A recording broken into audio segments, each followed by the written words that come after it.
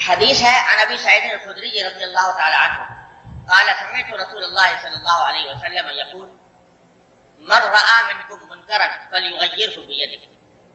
فإن لم يستطع فبلسانه وإن لم يستطع فبقلبه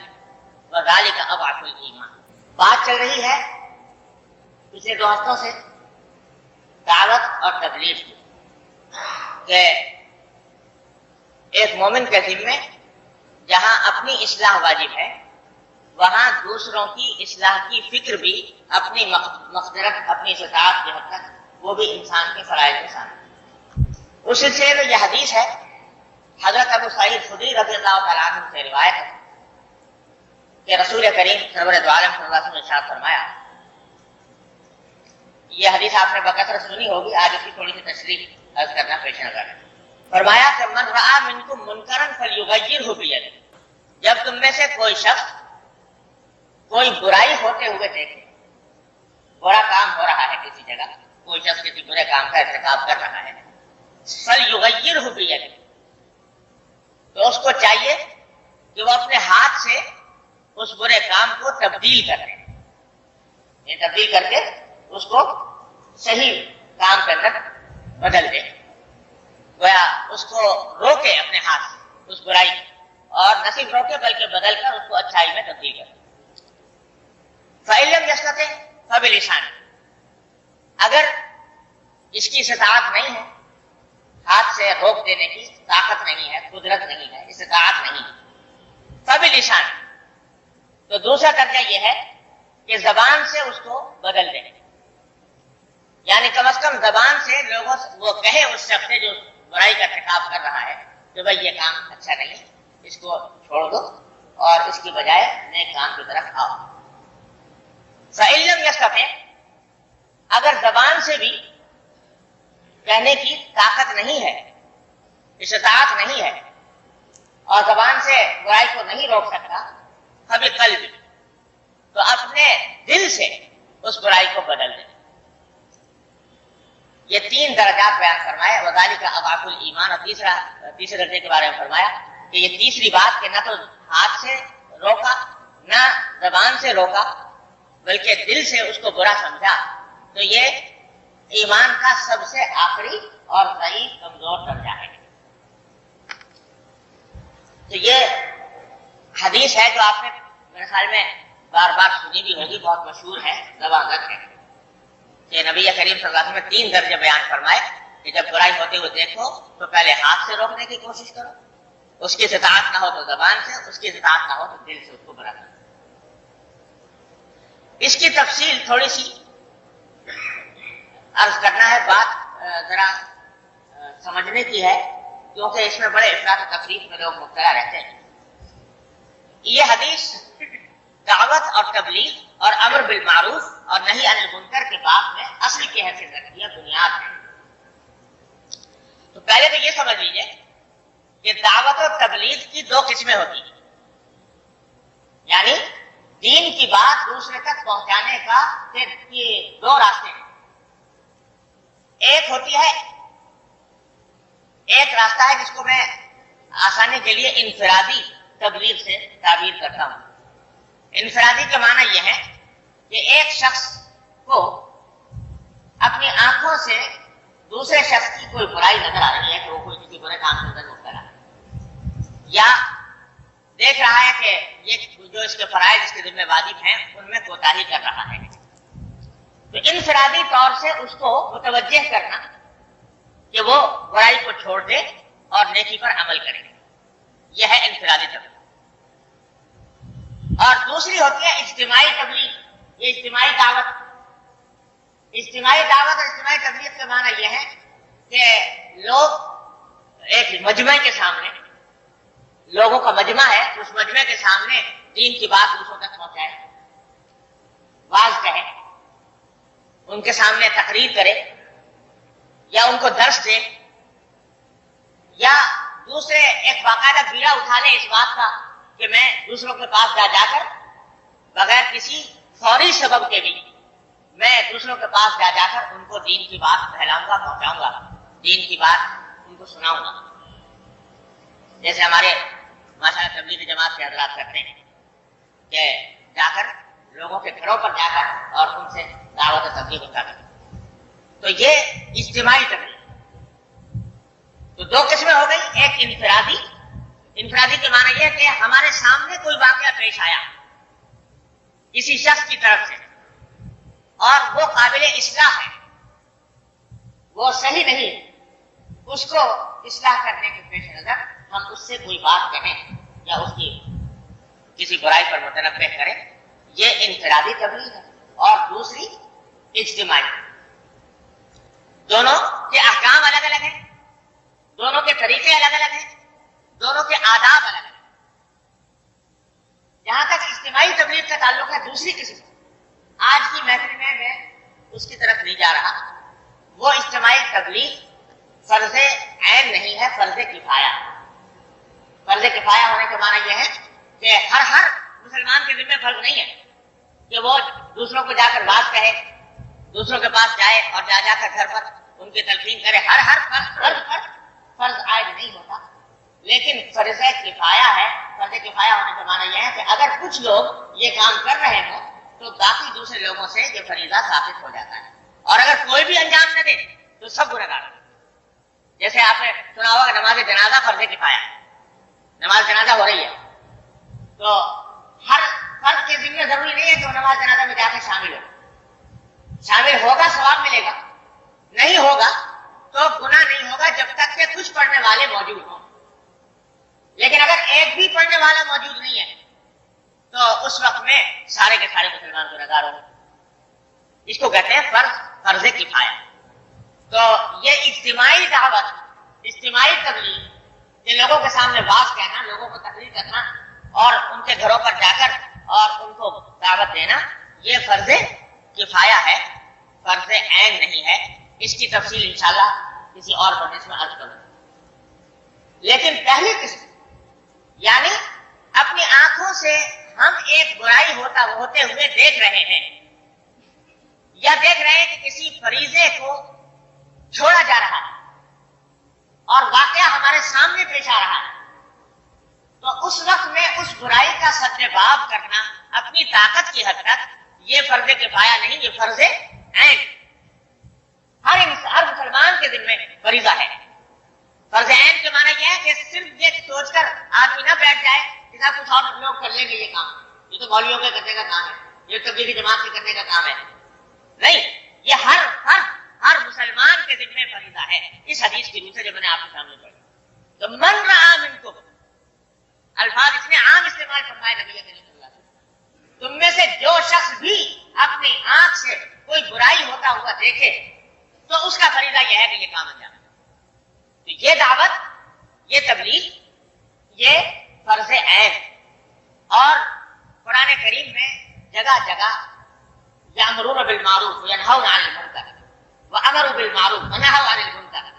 جگہ جگہ قرآن کریم میں اس کا ذکر آیا ہے کہ مسلمان کے بنیادی اوصاف میں یہ بات داخل ہے کہ وہ معروف یعنی نیکی کا دوسروں کو حکم دیتا ہے اور برائی سے لوگوں کو منع کرتا ہے.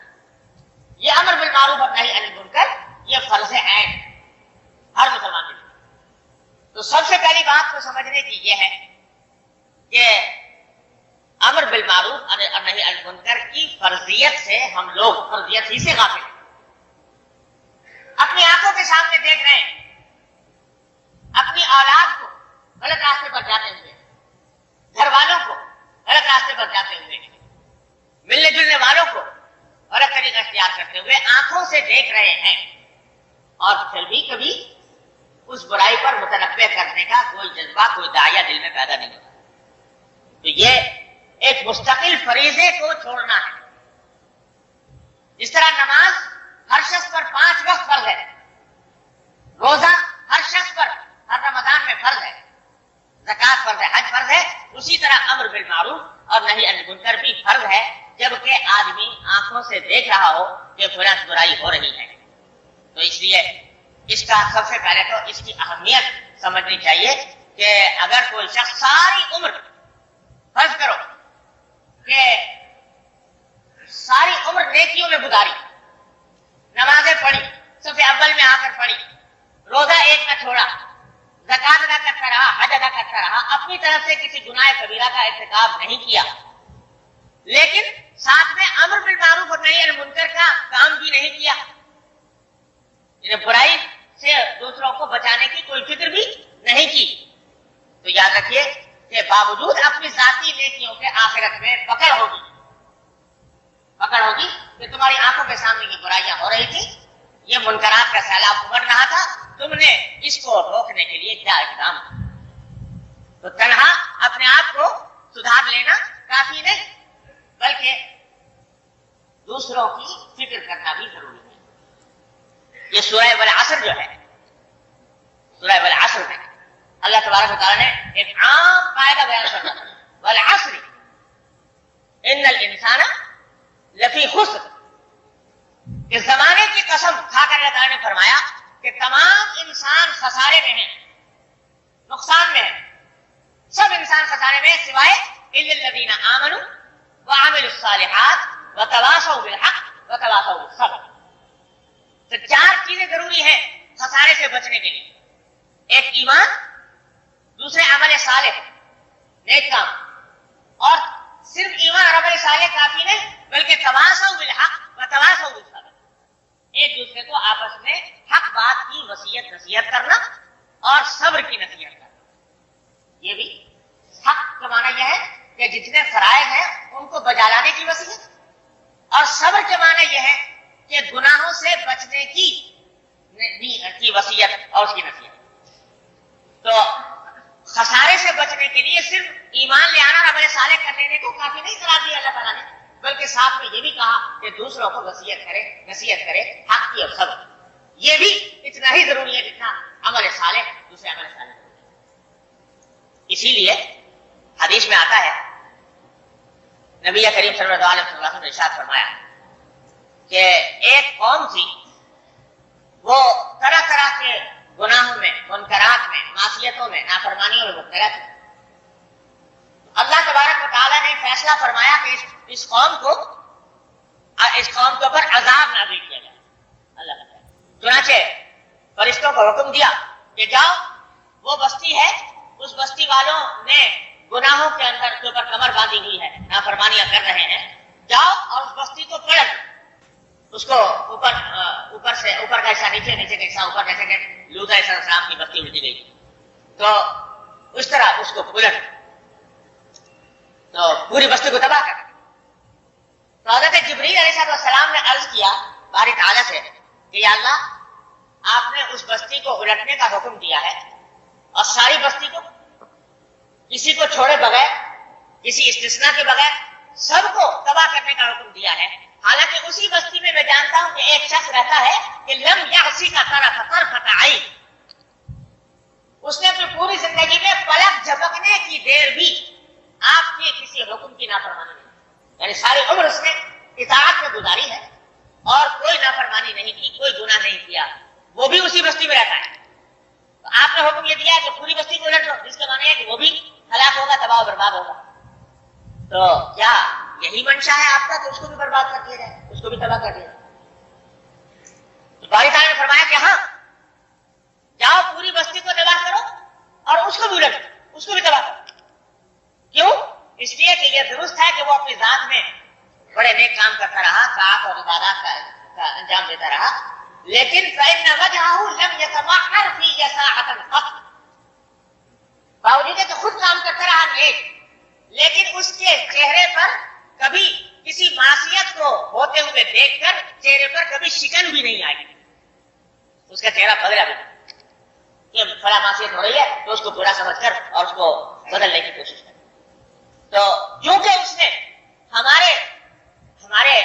احکام کی نافرمانی ہوتے ہوئے دیکھی ہے اور اس کو دیکھتے ہوئے اس بات پر عمل نہیں کیا جو رسول اللہ صلی اللہ علیہ وسلم بیان فرمائی کہ اگر طاقت ہوتی تو ہاتھ سے روکتا, طاقت نہیں تھی زبان سے روکتا, زبان کی بھی طاقت نہیں تھی تو کم سے کم چہرے پر شکن تو آتا, دل میں اس کی برائی کا احساس تو ہوتا. تو یہ اگر ہوتا تو کم از کم ہم اس کو بچا لیں, لیکن کیونکہ یہ نہیں ہوا لہذا اس کو چلا. اور اسی طرح اشارہ ہے قرآن کریم کی ایک آیت میں, باری تعالیٰ فرماتے ہیں وَاتَّقُوا فِتْنَةً لَا تُصِيبَنَّ الَّذِينَ ظَلَمُوا مِنْكُمْ خَاصَّةً, فرمایا کہ اس عذاب سے ڈرو کہ جب وہ آئے گا تو صرف ان لوگوں پر نہیں آئے گا جو گناہ کر رہے تھے، بلکہ بے گناہوں کو بھی لپیٹ میں لے لے گا۔ وہ اسی لیے لے لے گا جو بظاہر تو بے گناہ تھے، بظاہر یہ کوئی گناہ کا کام نہیں کر رہے تھے، لیکن جو گناہ ہو رہے تھے ان کو روکنے کے لیے کوئی قدم نہیں اٹھایا، ان کو روکنے کے لیے کوئی زبان نہیں ہلائی، ان کے روکنے کے لیے چہرے پر کوئی شکن نہیں آئی، اس واسطے ان کو بغیر عذاب۔ تو یہ اتنا اہم فریضہ ہے جس سے ہم اور آپ غفلت میں ہیں، آنکھوں سے دیکھ رہے ہیں کہ غلطیاں ہو رہی، گناہوں کا ارتکاب ہو رہا ہے، معصیتیں ہو رہی، اور بس اپنے آپ سے بچا کر فارغ ہو جاتے ہیں، دوسروں کو نصیحت اور دوسروں کو بچانے کی فکر نہیں کرتے۔ اب اس میں بھی درجات ہیں۔ سب سے پہلا درجہ وہ ہے جو حضور صلی اللہ علیہ وسلم نے بیان فرمایا کہ اگر کسی جگہ طاقت ہے برائی کو ہاتھ سے روکنے تو ہاتھ سے روکنے، یہ ضروری ہے۔ اگر طاقت تھی ہاتھ سے روکنے کی، ہاتھ سے نہیں روکا تو یہ خود گناہ کا ارتکاب ہے۔ لیکن اس کو ذرا سمجھ لیجیے کہ یہ ہاتھ سے روکنے کو حضرت صلی اللہ علیہ وسلم نے مشروط کیا ہے طاقت کے ساتھ، اتنی استطاعت ہو کہ ہاتھ سے روکے۔ کیا مانا کہ مثلا ایک شخص ہے اپنے خاندان کا سربراہ، خاندان میں اس کی بات چلتی، لوگ اس کی بات مانتے، وہ دیکھ رہا ہے کہ برائی ہو رہی ہے اور میری اولاد، میرے خاندان کے افراد، میرے گھر والے وہ ایک ناجائز کام میں مبتلا ہیں، اور یہ بھی جانتا ہے کہ میں اگر اس کو ہاتھ سے بزور حکم روک دوں گا، یہ کام نہ کروں تو یہ بند ہو جائے گا، اور اس کے بند ہونے سے کوئی بڑا فتنہ کھڑا نہیں ہوگا۔ ایسی صورت میں اس کے اوپر فرض ہے کہ وہ اس کو ہاتھ سے روکے، طاقت سے، حکم سے۔ محض یہ بات کے ساتھ فلاں ناراض ہو جائے گا، فلاں خفا ہو جائے گا، فلاں کا دل ٹوٹے گا، یاد رکھو کہ دل ٹوٹنا یہ اللہ تبارک و تعالیٰ کے حکم ٹوٹنے کے مقابلے میں کوئی چیز نہیں، کوئی چیز نہیں۔ یاد آیا وہ ایک بزرگ تھے، وہ مشہور شاعر گزرے ہیں فیضی، ابو الفضل اور فیضی اکبر کے زمانے میں مشہور ادیب تھے۔ تو فیضی ایک مرتبہ بیٹھے ہوئے حجام سے اپنا خط بنوا رہے تھے، تو ساتھ میں داڑھی بھی صاف کروانے شروع کر دی۔ تو کوئی بزرگ گزرے تو انہوں نے کہا کہ آغا ریشمی تراشی، کہ جناب کیا تم یہ داڑھی ترشوا رہے ہو؟ کیونکہ فیضی صاحب جو تھے وہ ساتھ میں علم و فضل کے بھی مدعی تھے، تفسیر لکھی ہے، بے نقط تفسیر۔ تو اس واسطے اس نے کہا کہ عالم ہو، اللہ تعالیٰ کا حکم جو معلوم ہے، سرکار والے کی سنت کے بارے میں پتا ہے، پھر بھی یہ کام کر رہے ہو، تو آغا ریشمی تراشی؟ تو تھے تو ادیب آدمی، جواب دیا کہ ریشمی تراشم بولے دلے کسے نمی خراشم، کہ ہاں داڑھی تو ترشوا رہا ہوں، کٹوا رہا ہوں، لیکن کسی کا دل نہیں توڑ رہا، کسی کی دل آزاری نہیں کر رہا۔ تو وہ تانا دیا کہ میں تو ایک ہی گناہ کر رہا تھا کہ میں یہ کام کر رہا تھا، تم نے میں یہ مجھ سے کہہ کر میرا دل توڑ دیا، دل آزاری کی۔ تو ریشمی تراشم دلے کسے نمی خراشم، تو جواب میں انہوں نے بزرگ نے فرمایا کہ بلے دل رسول اللہ میں خراشی، کہ کسی کا دل ٹوٹا تو نہیں توڑ رہے، ارے رسول اللہ صلی اللہ علیہ وسلم کا دل توڑ رہے ہیں، کہ سرکار دو عالم صلی اللہ علیہ وسلم نے یہ فرمایا کہ یہ کام نہ کرو اور تم کر رہے ہیں۔ تو یہ جو لوگوں میں بات مشہور ہے کہ صاحب یہ دل آزاری نہ ہونی چاہیے، تو دل آزاری اگر محبت سے، پیار سے، شفقت سے، ذلیل کیے بغیر کوئی آدمی کسی کو کہہ رہا ہے کہ بھائی یہ کام نہ کرو، تو اس کے باوجود اگر دل ٹوٹتا ہے اس کا تو ٹوٹا کرے، اس کے ٹوٹنے کی کوئی پرواہ نہیں، کیونکہ اللہ اور اللہ کے رسول صلی اللہ علیہ وسلم کا حکم وہ بالا ہے بنسبت کے کسی آدمی کا اس طرح دل ٹوٹے۔ ہاں یہ ضرور ہے کہ کہنے میں انداز ایسا اختیار نہ کرے جس سے دل ٹوٹے، ذلیل نہ کرے، توہین نہ کرے، ایسے انداز میں نہ کہے جس سے اس کو اپنی سکھ کی محسوس ہو، تنہائی میں محبت سے، شفقت سے، بغیر کسی کو رسوا کیے ہوئے تنہائی میں کرتا ہے۔ اس کے باوجود اگر دل ٹوٹتا ہے تو ٹوٹا کرے، اس کی کوئی پرواہ نہیں۔ تو یہ آدمی اپنے خاندان کے اندر सरबराह है, उसकी बात चलती है, मानी जाती है, उसके बावजूद आंखों से देखा है कि लोग, बच्चे जो हैं वो गलत रास्ते पर जा रहे हैं, घर वाले गुनाहों का इर्तिकाब कर रहे हैं, और फिर भी कभी उनको नहीं रोकता, तो ये बात इसमें दाखिल है, ये गुनाह उसके जिम्मे फर्ज है कि हाथ से रोके। या कोई उस्ताद है शागिर्द को नहीं रोकता, कोई शेख है अपने मुरीद को नहीं रोकता, कोई अफसर है अपने मातहत को नहीं रोकता किसी बुरे काम से, या उसको इख्तिदार हासिल है, इस्ताअत हासिल है रोक देने की, फिर नहीं रोकता, तो ये इस गुनाह के अंदर होता है। हाँ, अलबत्ता अगर रोकने में बाद औक़ात अंदेशा होता है कि इस बुराई से रोकेंगे तो उससे बड़ी बुराई में मुब्तला हो जाए, फितना पैदा हो जाए। इस बुराई से अगर जबरदस्ती रोका तो बगावत पैदा हो जाएगी तबीयत में, और बगावत पैदा हो जाने की वजह से किसी उससे ज्यादा बड़ी बुराई में मुब्तला हो जाएंगे। तो उस वक्त में हाथ से अगर न रोके और फिर जबान से कहने पर इत्तेफाक करे